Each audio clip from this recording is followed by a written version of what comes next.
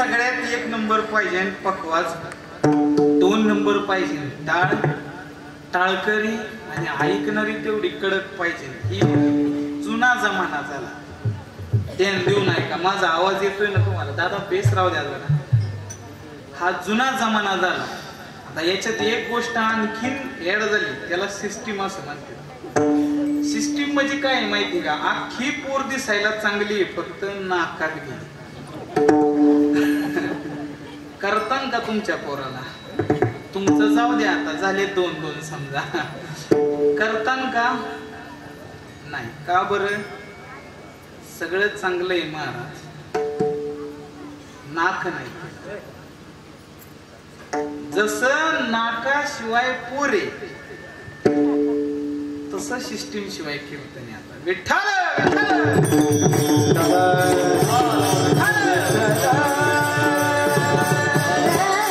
याच्यात त्या दादाची पण काही चूक नाही. ती जनरेटरचा थोडा फॉल्ट आहे, तरी बिचारा देतोय आवाज. मला नंतर कळालं, माझ्या जागेवर दुसरं कीर्तनकार असतं तर माईक फेकून आणला असतात.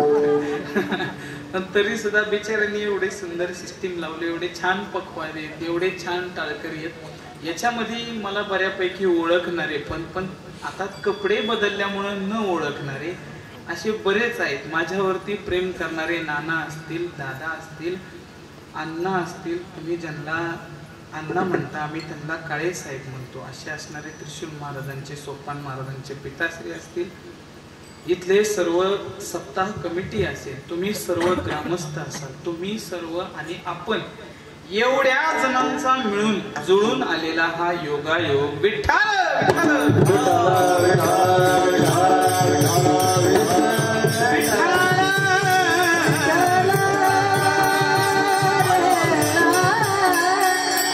जिथपर्यंत आवाज येईल तिथपर्यंत तेवढ्यांनी ध्यान देऊ नाही का? आपल्याकडे वेळ राहिलाय फक्त तासाचा. किती? तासाचा. जेवढा खटवांगरायाला उरला होता. खटवांगराया ओळखता ना तुम्ही? नाही, ती पण वेगळं सांगायला नको. तुम्ही सासवडच्या पावनभूमीमध्ये जन्माला आलेली माणसे. मी जास्त वेगळं सांगत बसणार नाही. तुमच्या सगळ्यांच्या कपाळाला गंध दिसतोय, गळ्यामध्ये माळा दिसत्या, म्हणून तुमच्या सगळ्यांच्या समोर निवडताना अभंग सुद्धा मी माळकऱ्यासाठी निवडतात असा अभंग निवडलाय. विठ्ठल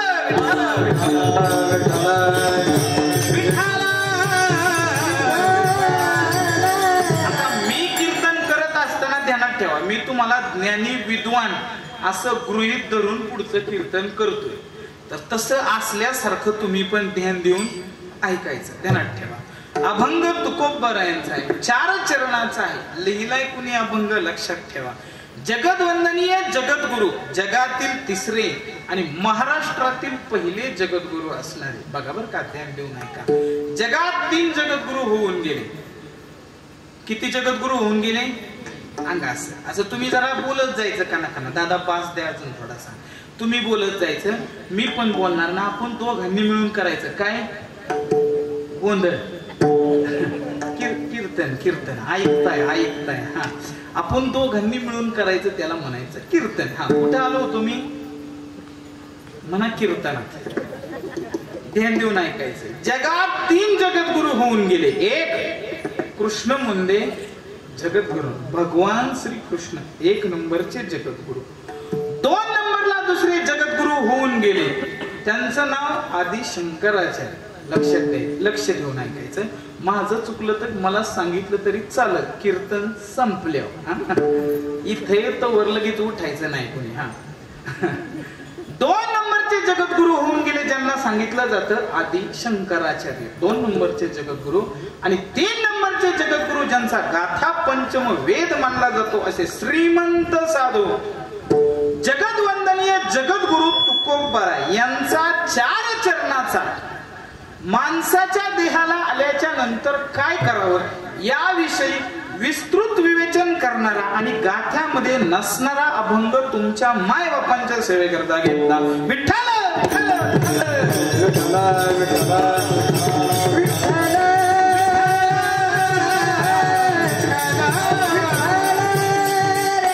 तुम्ही म्हणता महाराज हा अभंग गाथ्यात काय आम्हाला आढळला? बरोबर का नाही? प्रश्न पडला का नाही तुम्हाला? मी सांगतोय म्हणल्यावर प्रश्न पडायला पाहिजे. दोन म्हातारी समोरासमोर जेवायला बसली. कशाला बसली? जेवायला. असं पटापटा बोलायचं. जेवायला बसली. जेवायला बसल्याच्या नंतर वाढणारे आले. वाढणारे आल्याच्या नंतर वाढणाऱ्याने दोघांच्याही ताटामध्ये भात ठेवला, सांबर घेऊन आला. सांबर घेऊन आला, त्याने दोघांच्याही ताटामध्ये सांबर ठेवलं आणि तो निघून गेला. श्लोक झाला. श्लोक झाल्याच्या नंतर जेवायला सुरुवात. जेवायला सुरुवात. एक राजा होता, म्हणलं की हू केल्याशिवाय राणी सांगू वाटत नाही. तुम्ही ज्ञानी माणसे समजू शकता. हा, जेवायला सुरुवात झाली. जशी जेवायला सुरुवात झाली, पहिला घास अलीकडच्याने उचलला आणि तोंडामध्ये टाकला. नाना, त्याला पहिल्या घासाला काय लागला? खडा लागला. पहिल्या घासाला खडा लागल्याबरोबर त्याला वाटलं आला असेल, निवडता निवडता थोडासा राहिला असेल, आचार्याने तांदूळ तसंच टाकला असेल. त्याला वाटलं परत लागणार नाही, महिला मंडळ बरोबर ना. दुसरा घास उचलला, परत दुसऱ्या घासाला खडा लागला. इको थोडासा कमी करून बास आणि आवाज द्या. दुसऱ्या घासाला खडा लागला. आता दुसऱ्या घासाला खडा लागल्याच्या नंतर याला परत प्रश्न पडला, नेमकं चाललंय काय भाऊ? समजा पहिल्याला लागला, ठीक आहे, चला दुसऱ्यालाही लागला असेल, दुसराही त्याने सोडून दिला. तिसरा घास उचलला, तोंडामध्ये टाकला, तिसऱ्याही घासाला खडा लागला. याने पुढच्याला विचारलं, पाहुणं तुम्हाला खडा नाही लागला? पुढचा म्हणला, नाही बा, मला नाही खडा लागला. परत जेवायला सुरुवात केली. अजून एक घास झाला की परत त्याला खडा लागला. त्यानं नीट निहाळून पुढच्याकडे बघितलं. मग त्याच्या लक्षात आलं की पुढच्या माणसाला दातच नाही. देण्यात आलं तुमच्या. त्यांनी गप्पान्याव चालू केलं. ज्या पद्धतीने दात नसणाऱ्या माणसाला खडा लागणार, ज्याला बुद्धी नाही त्याला प्रश्न पडणार. आता नाही प्रश्न पडला तर तुमचं तुम्हीच बघा काय असेल ते. विठ्ठल विठ्ठल विठ्ठल अभंग घेतला, पण हा अभंग काही गाथ्यामध्ये पाहायला भेटत. आधी होता तसा करा दादा, आधी माझ्या मायकाला काहीच करू नका, जसा होता तसाच ठेवा. गोड वाटतोय मला, तुम्हाला ऐकू येतंय ना? हा बस, शिट्ट्या नको. हा हा, गाथ्यामध्ये नसणारा अभंग. मग नेमका हा अभंग आला कुठून, त्याचं विस्तृत विवेचन करून सांगतो तुम्हाला. ज्यावेळी तुकोबरायांचं वैकुंठ गमन झालं, वैकुंठ गमन झालं. वैकुंठ गमन झाल्याच्या नंतर तुकोबराय वैकुंठाला गेले आणि वैकुंठावरून तुकोबरायांनी 12 अभंग पाठवले. ऐकून असताना तुम्ही माहिती आहे का नाही? हा, तर ते 12 अभंगातला हा एक अभंग तुमच्या माय बापांच्या सेवेकरता घेतला. विठ्ठल विठ्ठल विठ्ठल विठ्ठल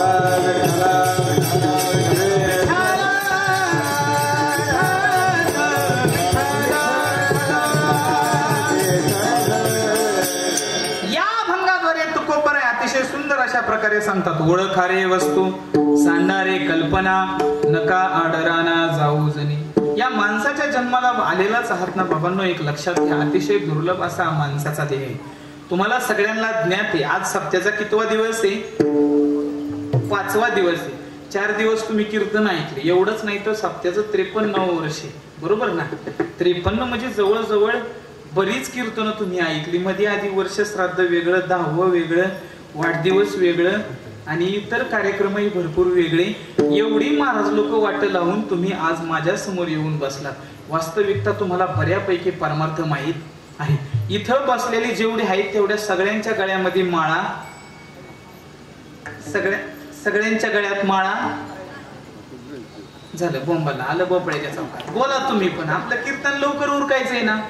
हा, 50% तुम्ही म्हणताय म्हणून आहे का? आहे खरं. बरं चला, असो, आबांनी लाज राखली बा देवाची. 50% का होईना माळकरी आहेत बुवा. एवढ्या वर्ष तुम्ही कीर्तन ऐकताय, आजही माझ्या समोर येऊन बसलेला आहात.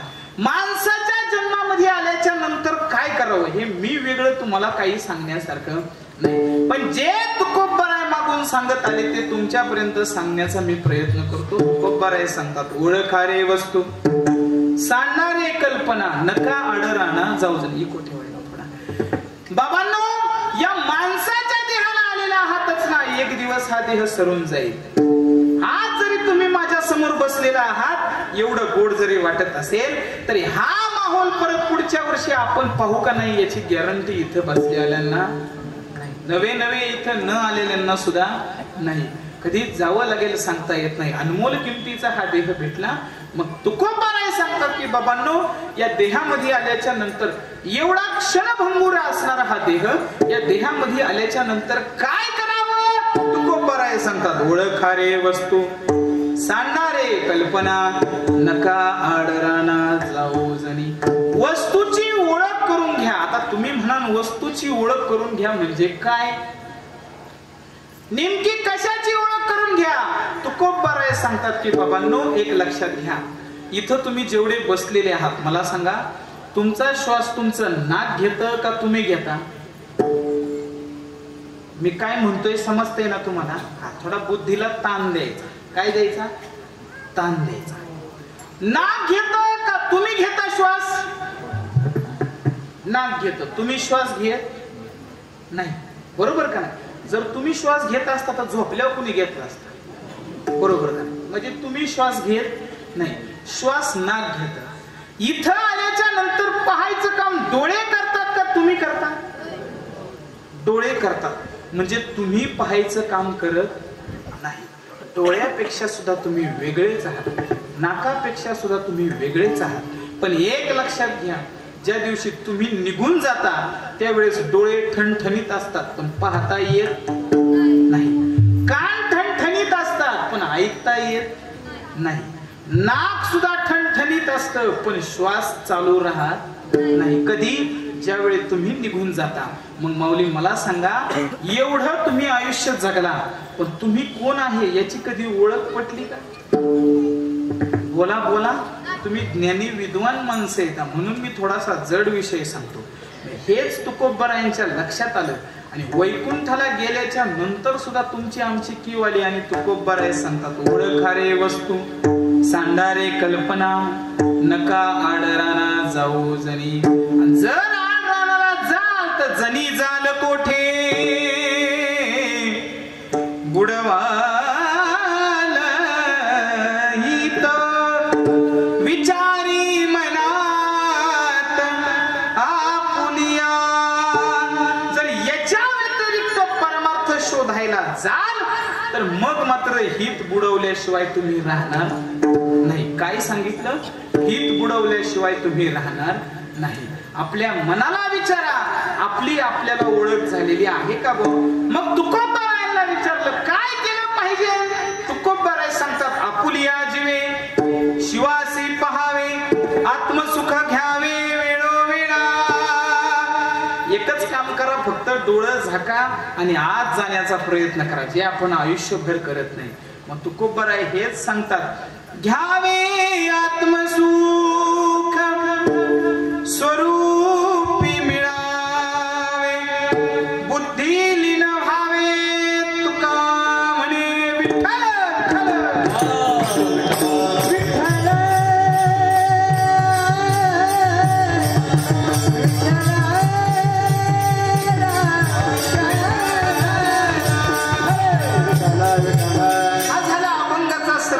भावार्थ. आपली आपण ओळख करून घेणं गरजेचं आहे. या अभंगातलं तात्पर्य सांगतो, शांत बसायचं, शांत, बडबड पूर्णपणे बंद करायची. आपली आपल्याला ओळख आहे का?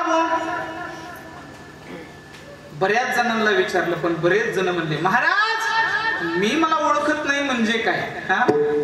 मी मला ओळखत नाही म्हणजे गुरुदास महाराज जगताप, दुसरं कोण? मीच आहे. काय म्हणलं मी? गुरुदास महाराज जगताप, दुसरं कोण यावं? मीच आहे. ओळखत नाही असं कसं म्हणता? पण महाराज खरंच आपली आपल्याला ओळख नाही.